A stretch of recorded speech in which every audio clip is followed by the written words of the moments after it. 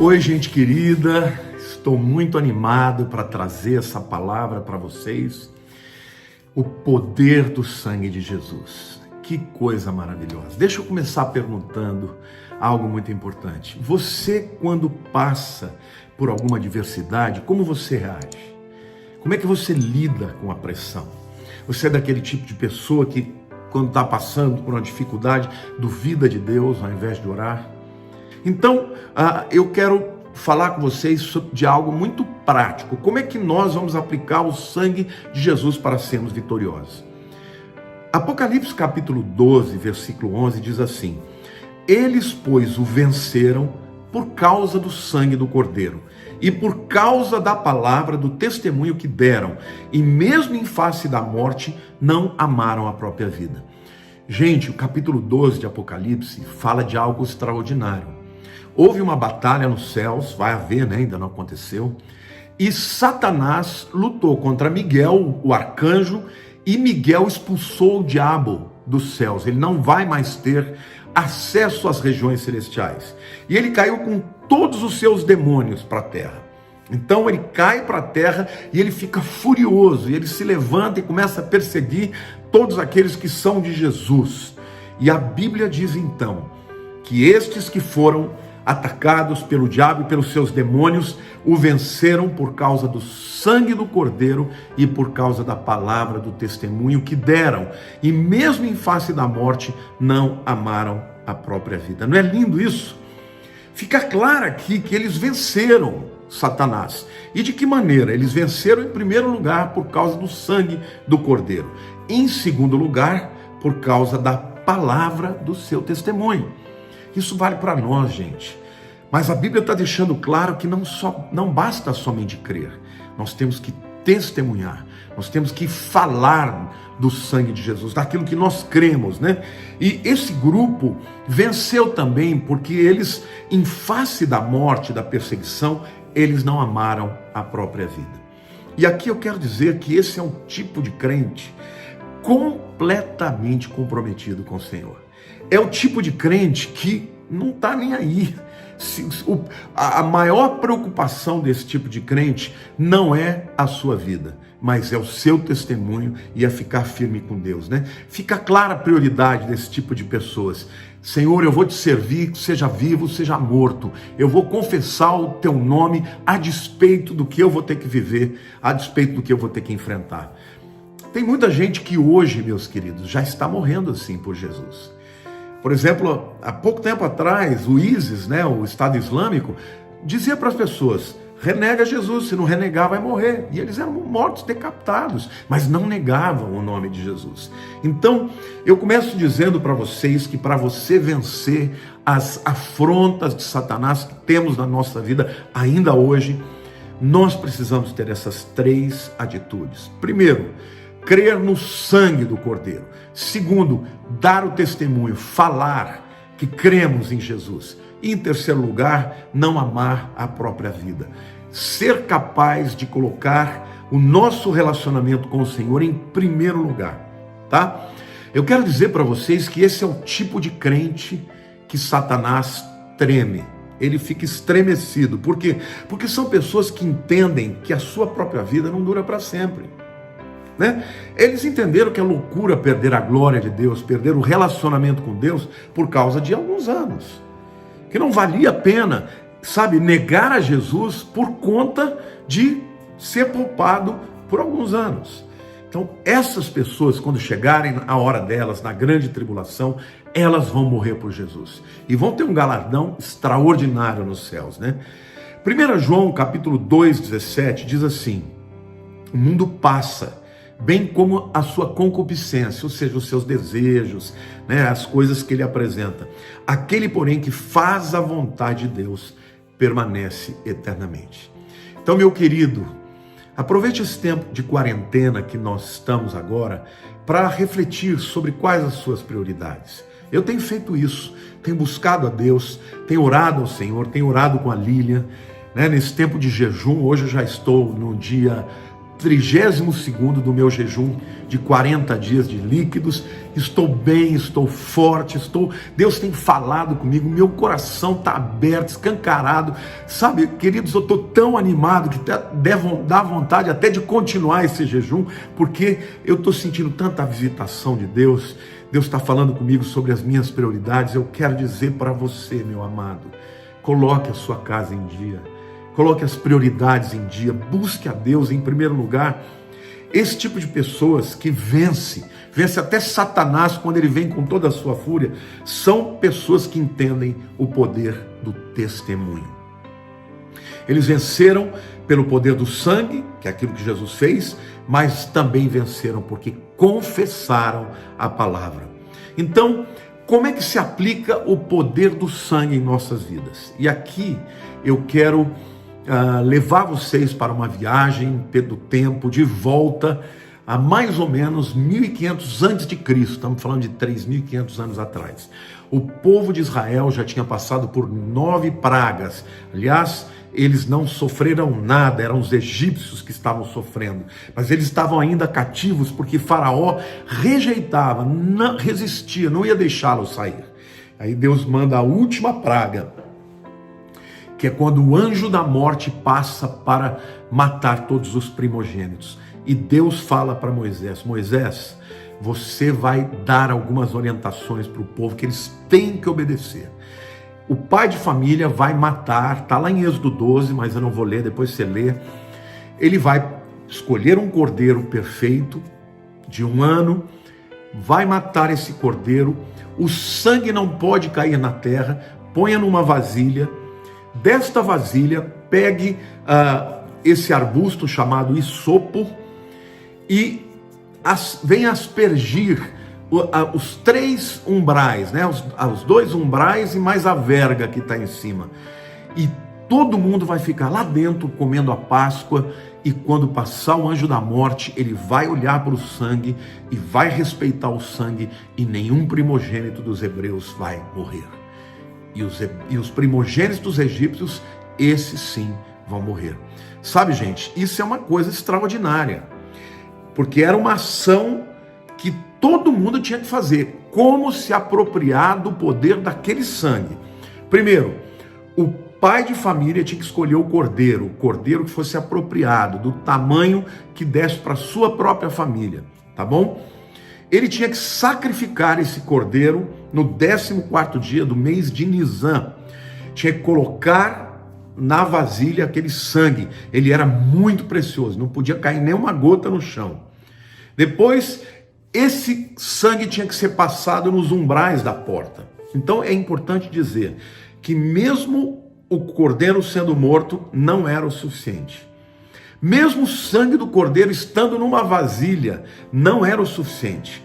O sangue tinha que ser passado nos umbrais da porta, tá? Nos 2 umbrais e na verga em cima. Eles deveriam fazer isso com um ramo, com um arbusto de isopo, que era um arbusto muito simples, e até intrigante, né? Que a aplicabilidade do sangue do cordeiro, aquilo que salvou a vida dos judeus, era uma coisa tão simples, né? Que pudesse ser encontrada em todo lugar. Agora, como se aplica isso na nossa vida? Segundo Apocalipse, capítulo 12, versículo 11, nós temos 2 elementos ali. Nós temos o elemento do sangue do cordeiro, ou seja, isso é o que Jesus já fez. Não tem nada a ver conosco. Ele morreu e o sangue dele foi derramado para 100% das pessoas no mundo. Mas todas as pessoas vão ser livres? Não. Somente aquelas que confessarem. Então a aplicabilidade do sangue, do poder do sangue, só se torna real na vida de alguém quando esta pessoa vai dar uma palavra de testemunho, né? Então, a aplicação do sangue significa quando nós confessamos a nossa fé em Cristo Jesus, e esse é o testemunho, essa é a palavra do testemunho que a Bíblia diz que eles deram. Hebreus capítulo 3, versículo 1, gente, preste atenção que isso aqui é uma revelação. É um texto extraordinário. Olha o que diz o escritor de Hebreus: por isso, santos irmãos, que participais da vocação celestial, considerai atentamente o apóstolo e sumo sacerdote da nossa confissão, Jesus. Então o autor de Hebreus está chamando Jesus de apóstolo e sumo sacerdote. Quem era o sumo sacerdote? Aquele que levava o sangue no dia do Yom Kippur, né, no dia do perdão, para perdoar os pecados de toda a nação de Israel. Então, o que o autor de Hebreus está dizendo, gente, é que nós temos uma vocação, o chamado para a salvação, mas nós temos que considerar a Jesus como o nosso sumo sacerdote. Ou seja, não basta ele ter morrido para salvar o mundo, você tem que fazer dele o seu sacerdote, o seu salvador, aquele que vai levar a Deus o seu sacrifício pelos seus pecados. Então, em outras palavras, ele precisa ser o sumo sacerdote da nossa confissão. Aqui nada mais é do que a palavra de Deus nos ensinando a confessar a Jesus como nosso Senhor e Salvador, como sacerdote, o sumo sacerdote que apresentou diante de Deus o seu sangue pelos nossos pecados. Se você não faz isso, meu querido, não adianta. É como o povo judeu não aplicar o sangue lá nos umbrais das portas, tá? Então, a confissão significa que nós precisamos dizer com a nossa boca o mesmo que Deus diz na sua palavra. Significa confirmar o que Deus já diz na sua palavra. Lá em Mateus capítulo 12, versículo 37, a Bíblia diz assim: porque pelas tuas palavras serás justificado, e pelas tuas palavras serás condenado. Quando uma pessoa diz para Deus: Deus, eu sou pecador, eu não vou conseguir sozinho, mas eu creio que Jesus é o meu Salvador e o meu Senhor. Eu aceito o sacrifício que Ele fez por mim. Eu aceito que Ele seja o meu sumo sacerdote. Essa pessoa vai ser salva. Agora, se aquela que disser assim, não, eu não quero, eu não acredito, isso é baboseira, tudo bem. Estas palavras vão condená-lo no dia do juízo. Eu espero que você faça a escolha certa, meu querido. Agora, muitas vezes nós crentes somos muito descuidados com aquilo que nós falamos, né? Estou morrendo de vontade de te ver. Outra pessoa, fiquei tão envergonhado que eu tive vontade de morrer. Preste atenção, nós devemos ser sábios para usar as palavras, para que a gente não fale aquilo que a gente não quer que Deus realize. A palavra tem poder. Não declare que você quer morrer não, irmãos. Declare que você quer viver e declare que o sangue de Jesus Cristo pode transformar qualquer coisa na tua vida, amém? Então é muito importante você entender esse conceito espiritual e teológico. A aplicação do sangue de Jesus se dá através da nossa confissão, não é isso?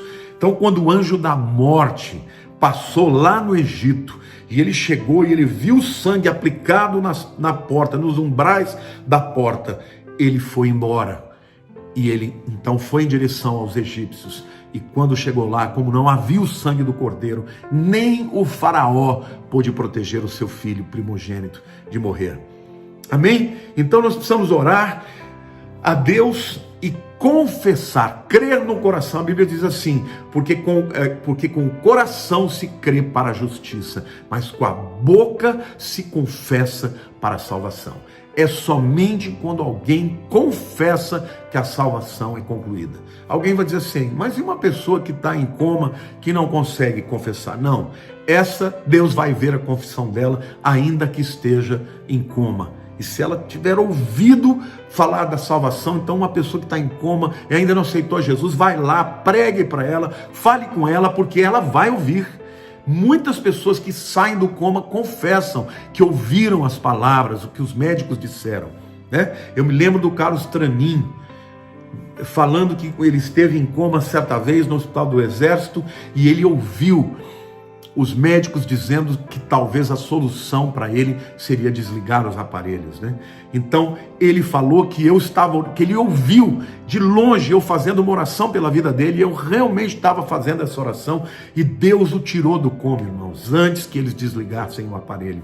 Então é muito importante você orar pelas pessoas que estão em coma, porque elas podem ouvir a oração que você fizer. Mas como a gente aplica o sangue de Jesus, ele já morreu, né?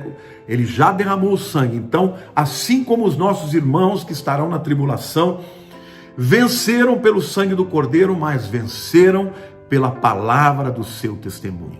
E o testemunho que eles deram, ou que darão, né? Porque isso não aconteceu ainda, será um testemunho, irmãos, que eles vão correr risco de vida, porque muitos vão ser mortos mesmo pelo anticristo. Mas eles pensarão,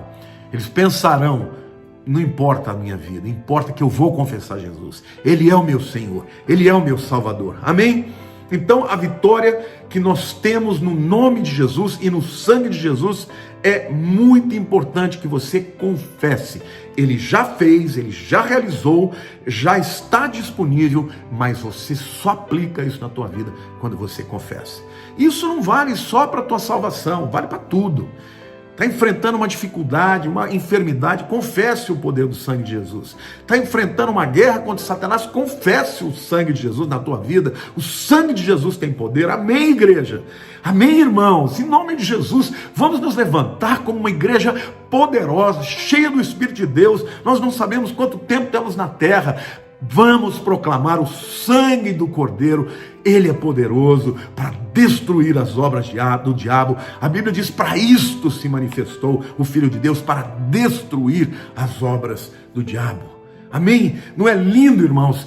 Agora mesmo, hoje, eu recebi a notícia, eu vi o próprio presidente americano, Donald Trump, contando com alegria a descoberta de 2 medicamentos associados que curam o coronavírus, que curam a doença do coronavírus. Mas, queridos, existe um remédio, existe um remédio muito mais poderoso, porque ele não cura só enfermidades físicas, ele cura enfermidades emocionais, ele cura enfermidades espirituais. Amada igreja de Jesus, nós precisamos proclamar o sangue do Cordeiro, porque tem muita gente morrendo e indo para o inferno, porque não conhece o antídoto, o remédio que é o sangue de Jesus. Amém? 1 Pedro 1, 18 e 19 diz assim: sabendo, queridos, que não foi mediante coisas corruptíveis, como prata ou ouro, que fostes resgatados, aqui a palavra no hebraico é redimidos, do vosso fútil procedimento que vossos pais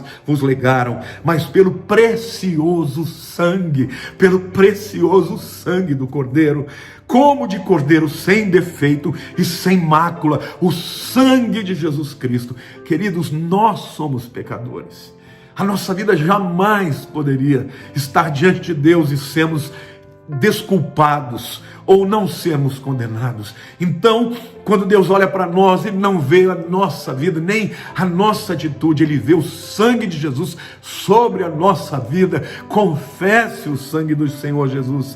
Salmo 107, versos 1 e 2 diz assim: rendei graças ao Senhor, porque Ele é bom e a sua misericórdia dura para sempre. Digam-nos remidos, os que foram resgatados pelo sangue de Jesus, os remidos do Senhor, os que Ele resgatou da mão do inimigo.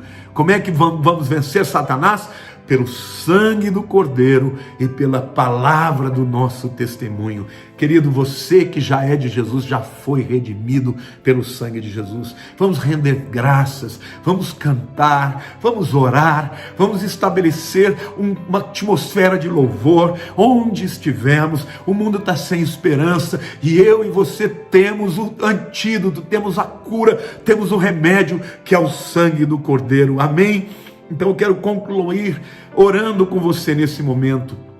Ore comigo assim, repita onde você estiver: Senhor Deus, eu te agradeço pelo precioso sangue de Jesus.